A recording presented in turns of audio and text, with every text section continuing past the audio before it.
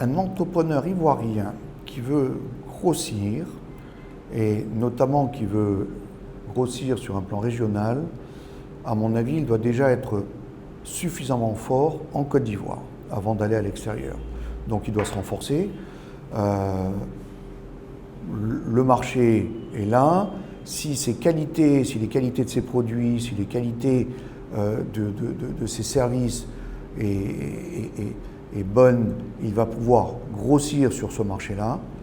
À mon avis, il trouvera les financements nécessaires si effectivement il est suffisamment transparent sur un plan financier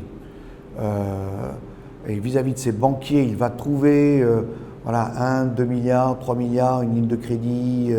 Bon, s'il grossit en Côte d'Ivoire de façon raisonnée et structurée, il va y arriver.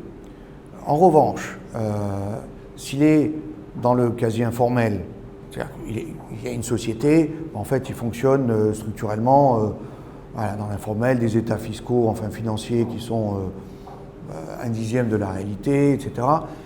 Il aura beaucoup de mal à être légitime ou crédible auprès des banques commerciales locales, très clairement. Donc, il va se plaindre. Et de là se crée ce gap entre les banques commerciales et le marché du financement en Côte d'Ivoire, notamment, mais dans les autres pays c'est pareil, où on se plaint que les banques commerciales, etc. C'est vrai, les banques commerciales sont très peu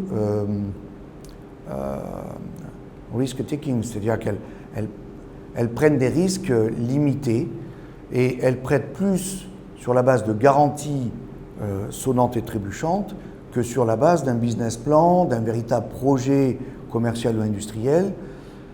Elles se prémunissent sans trop... Enfin, j'exagère peut-être un peu, ça évolue.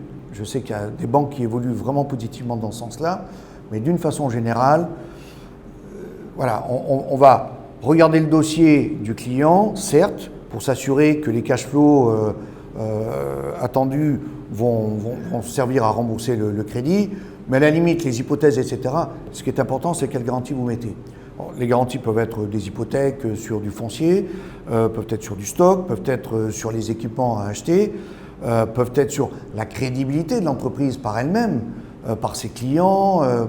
Mais voilà, la notion de garantie est quand même plus forte pour un banquier commercial en Côte d'Ivoire que la notion de projet de l'entreprise. Donc ça disqualifie tout ce qui est effectivement informel ou peu transparent.